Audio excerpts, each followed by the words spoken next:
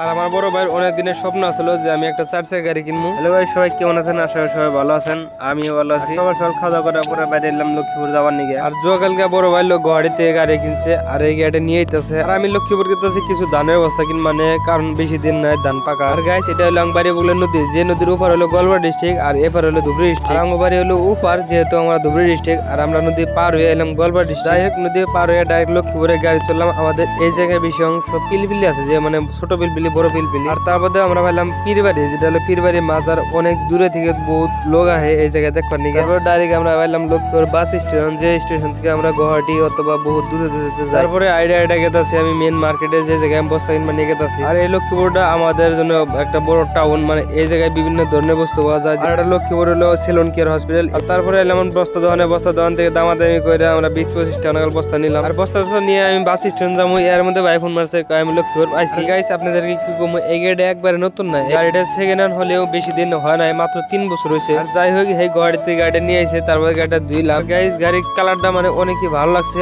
আর এই জায়গায় মানে মেঘালয়, আসাম আর অরুণাচল, এই 3 জায়গায় পারমিট আছে এই গাড়ি। আর গাইস, গাড়িটা ধুয়ে নিয়ে বাড়ি ফেলে রওনা দিচ্ছে। ফাইনালি আমরা বাড়ি পেলাম। আর বাড়তে গাড়ি পার্কিং করার পরে সবাই কয় না গাড়ি বড়িয়া কালার আর বড়িয়া ভালো আছে। এর মধ্যে নরি পাইছে, কয় না আমি গাড়ি চোর, আমি চালামু। নরি ভাই অল্প চালাইলাম।